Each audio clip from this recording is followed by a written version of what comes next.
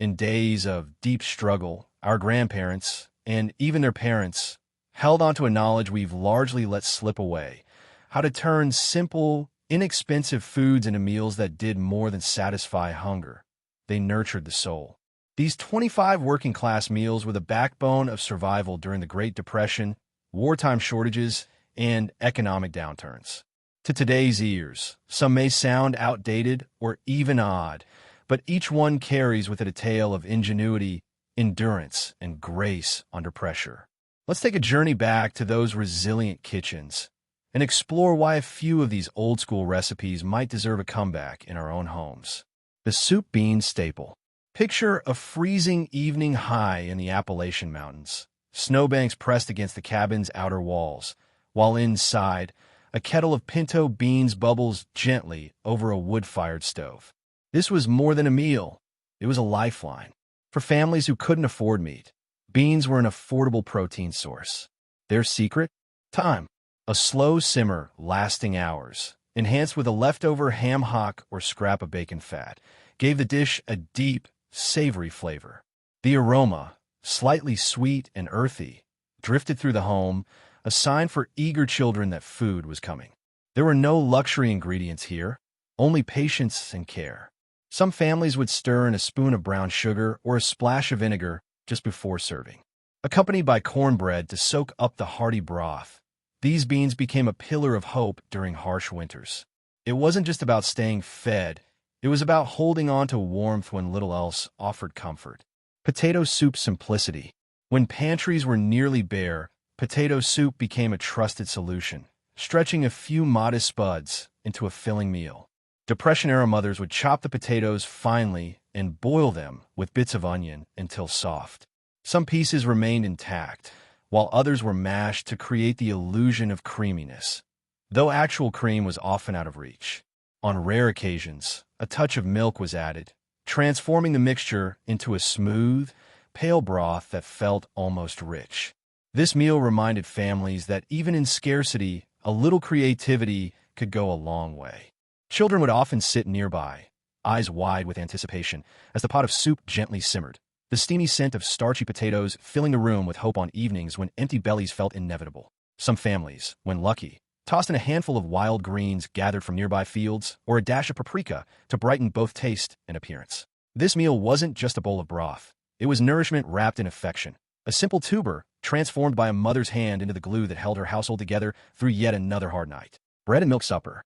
If there was ever a symbol of pure survival, it was bread and milk, a meal so bare bones it barely counted as cooking. Yet, it became the last line of defense for families when the pantry was empty. A crust of leftover bread, torn into pieces and placed in a bowl, would receive a pour of gently heated milk, perhaps topped with a pinch of sugar, if any could be spared. Though it has ancient roots going back to medieval Europe, this modest dish found new purpose during the Depression. The magic was subtle, warming the milk just enough to soften the bread while keeping its shape.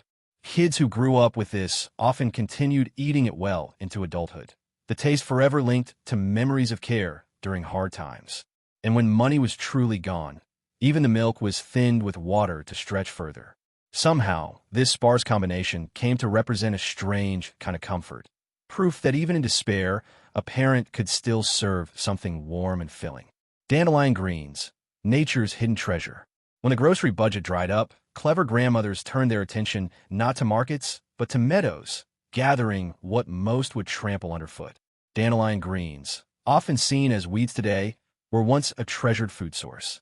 Picked before their yellow blossoms opened, these slightly sharp-tasting leaves were washed thoroughly and gently sautéed in bacon fat or salted pork drippings. Their peppery, earthy bite broke the monotony of bland meals.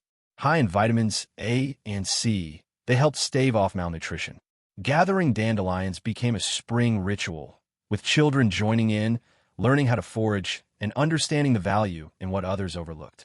For many immigrant households, this practice endured, even as incomes improved, because these so-called weeds delivered more nourishment than most grocery store greens.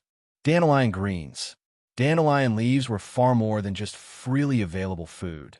They were nature's own multivitamin, quietly thriving right underfoot.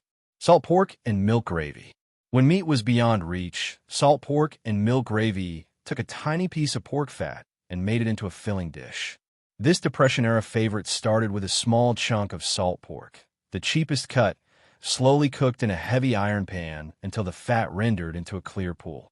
Flour was then stirred in to form a roux, and milk poured in bit by bit until a thick, creamy sauce developed. This rich, salty gravy was ladled over biscuits or potatoes, creating the impression of a hearty meal from almost nothing. The smooth texture coated the palate with satisfying depth. Some households added cracked black pepper for a kick or a pinch of sage if it was on hand. Many who grew up eating this comfort food would ask for it well into adulthood, unaware that it came from tough times rather than culinary heritage. Salt pork gravy was kitchen magic at its peak, turning the simplest ingredients into a soothing dish amid hardship. Hoover Stew, named with bitter irony after President Hoover. This stew became a symbol of resilience during the Great Depression.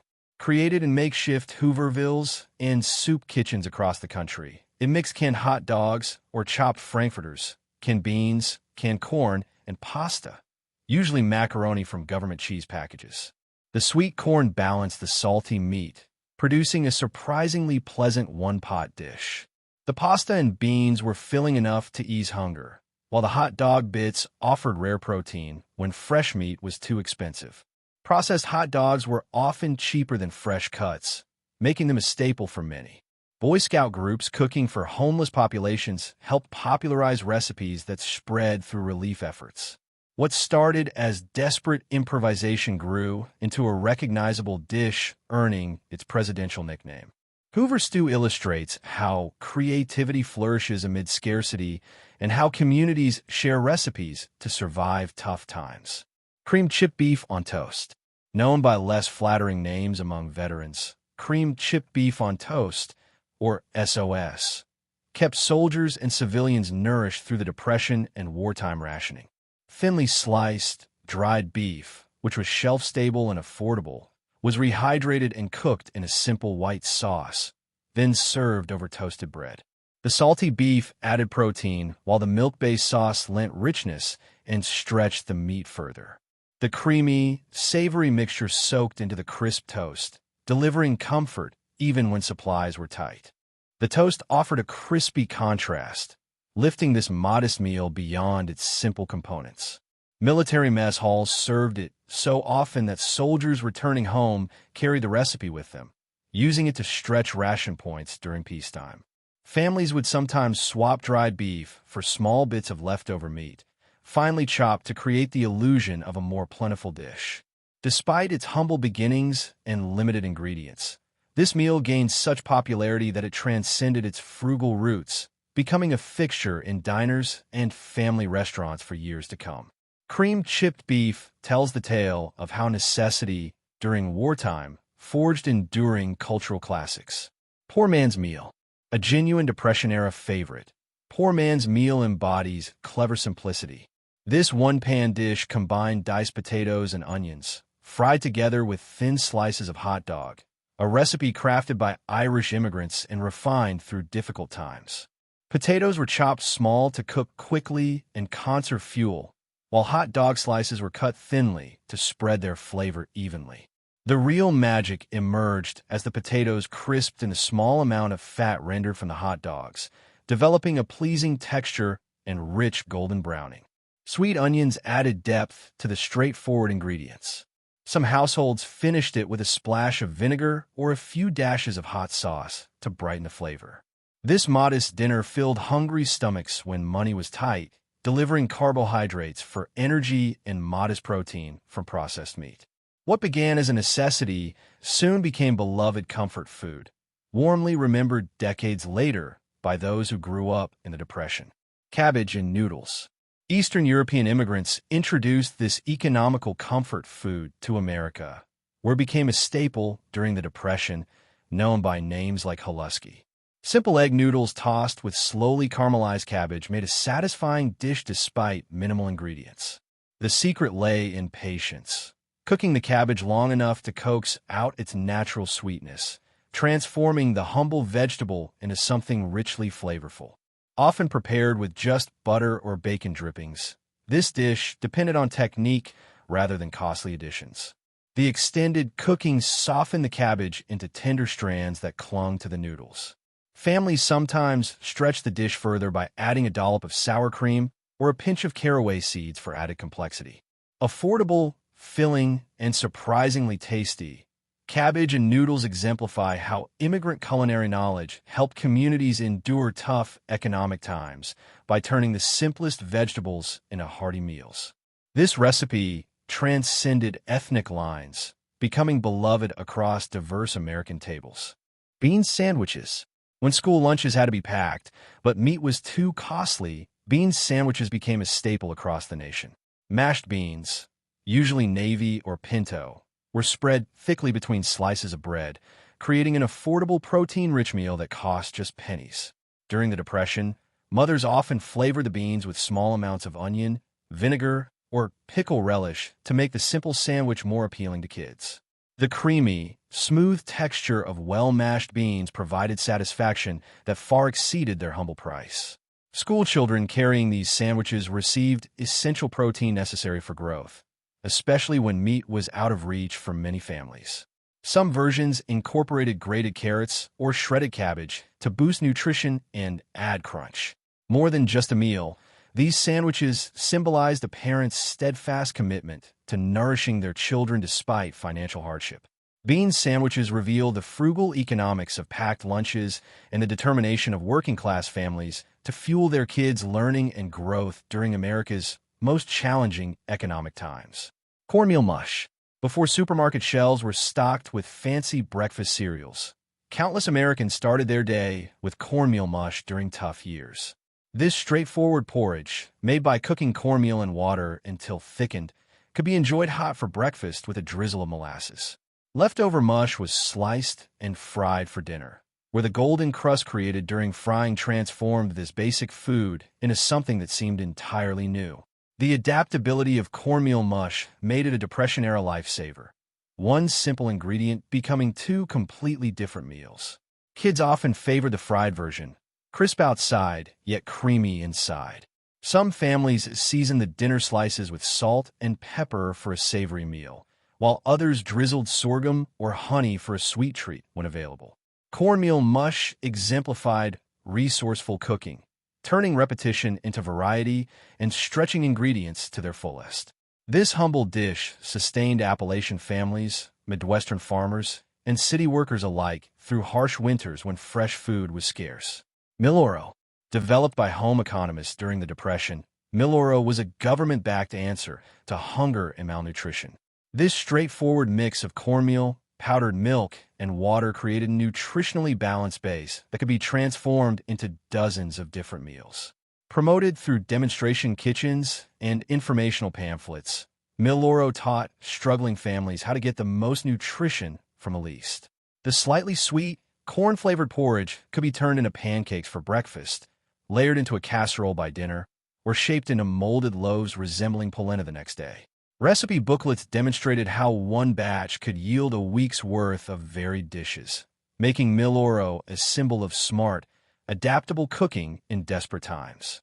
School cafeterias served Miloro in many forms, ensuring children received vital calcium and protein. This innovation reflected a scientific strategy to combat hunger, how nutritional science aided everyday people in enduring extreme hardship. Although largely forgotten today, Miloro stands as proof of how culinary ingenuity thrived even during America's toughest times. Hamburger soup. When a single pound of ground beef had to feed a whole family for days, hamburger soup was the miracle extender. During the Depression and wartime, cooks browned a small amount of ground meat, then added diced potatoes, carrots, onions, and any available garden vegetables to create a hearty broth. The meat flavor infused every spoonful while water turned into rich broth as the vegetables simmered, adding depth without costly ingredients. The beauty of this soup lay in its flexibility. Seasonal veggies could be swapped, a handful of rice or barley tossed in for extra bulk, or tomatoes included when in season. Each household crafted its own version based on what was at hand. The tiny bit of fat from the hamburger spread flavor throughout the pot, enriching every vegetable beyond what it could do alone. Hamburger soup epitomized frugal wisdom. How to mimic a meat-centered meal by using meat only as a flavor enhancer. This soup tells the story of precise, thrifty cooking, stretching protein to its absolute limit while preserving taste and nutrition. Egg gravy. When protein was scarce, yet vital for children's growth, egg gravy offered a clever answer. This simple dish whisked eggs into a basic flour and milk gravy, creating a protein-packed sauce that felt hearty when ladled over biscuits or toast. Eggs went much further this way than when served plain, turning 2 eggs into enough food for an entire family. The silky, custard-like texture gave this modest meal an almost indulgent feel despite its humble base. Some versions added a dash of black pepper or paprika for color and flavor. In farmhouse kitchens, egg gravy utilized fresh eggs from hens laying well, providing high-quality protein when meat was out of reach. Many children raised on egg gravy remembered it fondly later in life, unaware it had sprung from economic need. This dish embodies protein math, where resourceful cooks maximize nutrition despite limited resources, ensuring growing bodies received essential sustenance through tough times. Water pie.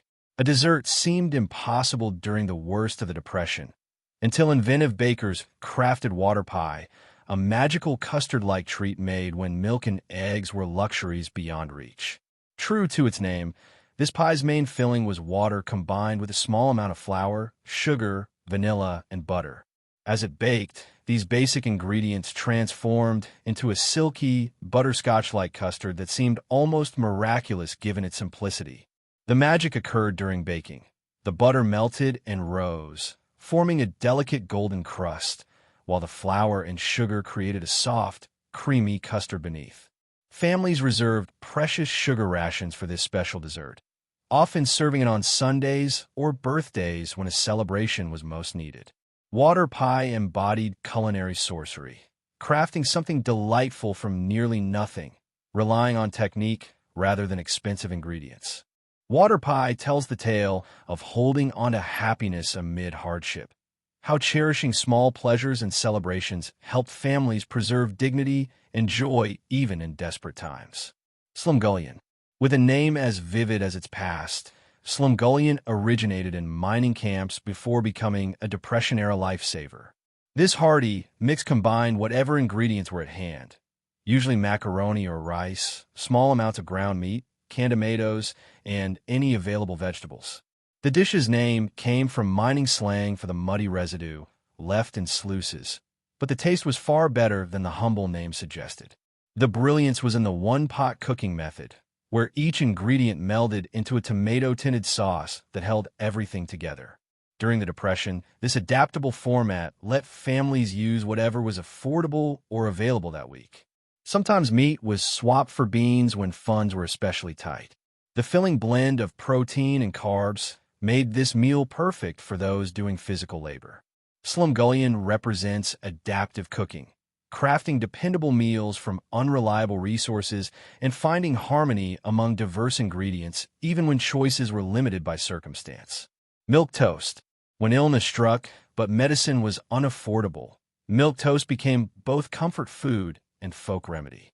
This mild dish of toasted bread soaked in warm, sweetened milk was traditionally served to the sick and children recovering from illness. During the Depression, it became everyday fare for many families, offering calcium and carbohydrates when little else was on hand. The gentle warmth and soft texture made this simple meal feel nurturing despite its modest components. Some mothers added a dab of butter or a sprinkle of cinnamon when available, turning necessity into something children requested even after better times returned.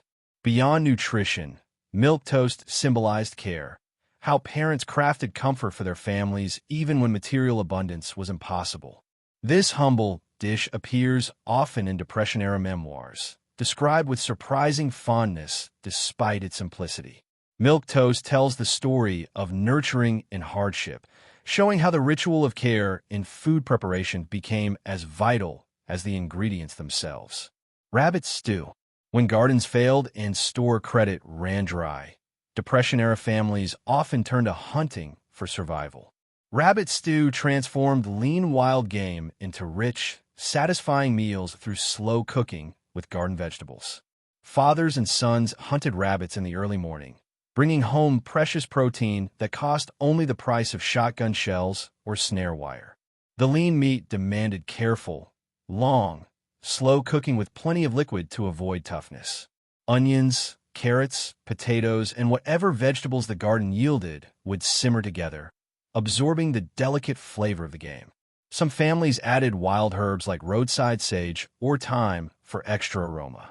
This meal represented self-reliance at its purest, the ability to feed a family from the land when economic systems collapsed. Rabbit stew tells the story of survival skills, illustrating how traditional hunting and cooking knowledge helped families endure economic disaster by returning to older methods of procuring food. Food garbage soup. Despite its unappealing name, garbage soup symbolized resourcefulness rather than desperation. During the Depression, homemakers collected every leftover scrap, vegetable peelings, meat bones, limp greens, in a container kept in the icebox. Once full, these scraps were simmered for hours to draw out every ounce of flavor and nutrition before the solids were strained away. This thrifty habit transformed what might have been discarded into the base for nourishing meals.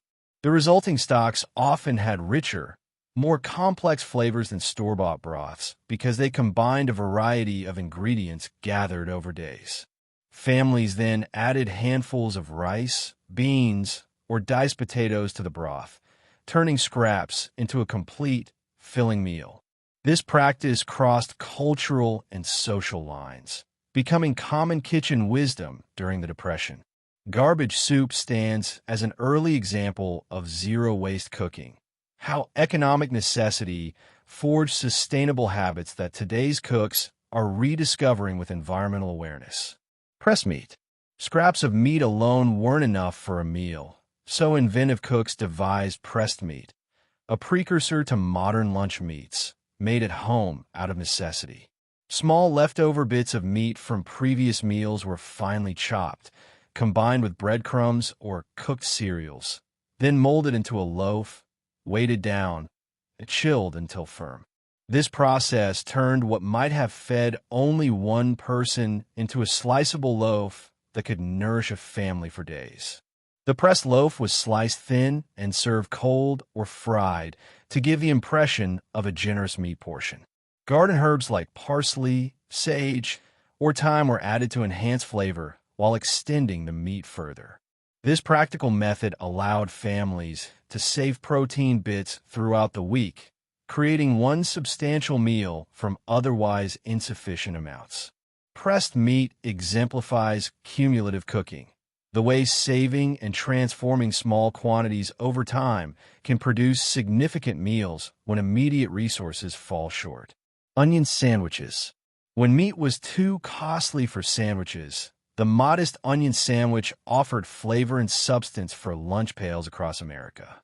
Thin slices of sweet onion placed between bread spread with butter or dripping, then sprinkled with salt and pepper, made for a sandwich far from dull. The crisp texture and sharp flavor delivered satisfaction that modern palates might find surprising. Some workers preferred thick onion slices for a crunchy bite, while others soaked thin slices briefly in cold water to soften the pungency. This wasn't just a sandwich. It was practical nutrition, providing energy from carbohydrates and antibacterial benefits from raw onion. Coal miners and factory workers especially favored these sandwiches during cold and flu season, as the strong smell often kept others from pilfering their lunches. Onion sandwiches illustrate sensory fulfillment amid scarcity, how bold flavors can provide a sense of satisfaction when calories alone aren't enough. Codfish gravy. In coastal communities where fishing was a way of life for generations, codfish gravy transformed humble, preserved fish into a meal capable of feeding an entire family. Salt cod, cured for long-term storage without refrigeration, was soaked overnight to remove excess salt, then flaked and stirred into a basic white sauce made from flour, fat, and milk or water. This creamy sauce, poured over potatoes or toast, stretched the protein in a way that felt filling and substantial. The slightly sweet, briny taste of the cod infused the white sauce, lending a richness that far exceeded its simple components. Families enhanced the dish when possible with diced hard-boiled eggs from backyard hens or fresh herbs from the garden. Codfish gravy connected coastal households to their fishing roots, even when fresh seafood was out of reach. It exemplifies cultural continuity through hardship, how traditional recipes adapted to economic realities while preserving regional identity and culinary heritage. Meatloaf Miracle, the legendary extender of modest meat portions. Depression-era meatloaf looked very different from today's all-beef versions. These inventive loaves blended small amounts of ground meat with bread soaked in milk, rolled oats, grated vegetables, and eggs when available, crafting a hearty dinner from ingredients that alone might have only made a few thin burgers. The secret was in the binding ingredients, which absorbed and spread the meat's flavor throughout the loaf, delivering the satisfaction of a meat-focused meal while using meat mostly as a flavor enhancer. Grated carrots, onions, and even apples contributed moisture and nutrients while extending the protein further. Some recipes included finely grated cheese rinds for extra taste. A thin tomato glaze, often made by thinning canned tomato soup, gave the dish a special finish, making this frugal meal feel fit for a Sunday feast. Meatloaf stands as a prime example of transformative cooking, how binding agents and complementary flavors can fundamentally reshape protein, turning scarcity into abundance. Foraged fish stew. Along rivers and coasts, families surviving tough times returned to ancient fishing and gathering methods. They combined small, commercially unwanted fish with wild greens and herbs foraged from the shoreline. Trash fish rejected by markets or easily caught with simple gear became the basis for nourishing stews. Wild onions, dandelion greens, and herbs growing near the water enriched the broth with both flavor and vital nutrients. The clear, light broth highlighted the delicate taste of the small fish, while the wild greens added complexity. Regional variations sometimes thicken the stew with ground acorns, drawing from Native American traditions. This dish embodies true local eating, sustenance drawn entirely from the surrounding environment when store-bought food was unaffordable. Foraged fish stew tells a story of ecological knowledge, demonstrating how understanding local ecosystems provided critical survival strategies during economic collapse. Bread pudding. When bread went stale but couldn't be wasted, pudding turned potential trash into a dessert that felt like a luxury. Depression-era families collected bread ends and stale slices throughout the week, soaking them in a mixture of milk, sugar, and occasionally a precious egg for a Sunday treat. The humble ingredients underwent a magical transformation in the oven, producing a soft, custard-like comfort food. Vanilla saved from better times might add a special flavor, or cinnamon and nutmeg could bring warmth. The contrast between the tender interior and the lightly caramelized top created delightful texture beyond the simple components. Sometimes families added forage berries or dried fruit when available, adding seasonal variety. This frugal dessert perfectly embodies transformative cooking, turning food waste into a celebration. Bread pudding reminds us that resourcefulness is timeless and that delicious meals can rise from the humblest beginnings. Rediscovering these forgotten recipes from difficult times isn't just about nostalgia. It's about reclaiming valuable lessons in kitchen creativity, thrift, and finding joy in simplicity. Our ancestors didn't merely endure hardship. They forged culinary traditions that nourished both body and spirit. In today's climate of rising food prices and economic uncertainty, these dishes offer practical ideas and a reminder. Great food isn't about costly ingredients, but about the care and inventiveness in how it's prepared. If you enjoyed this exploration into America's hidden food history, please hit that like button and subscribe for more forgotten wisdom passed down through generations. Share in the comments which of these frugal meals you recall from family stories. or which one you're eager to try. Until next time, remember that behind simple ingredients lies more than a meal. It's a link to the quiet heroism of everyday survival that shaped our shared past.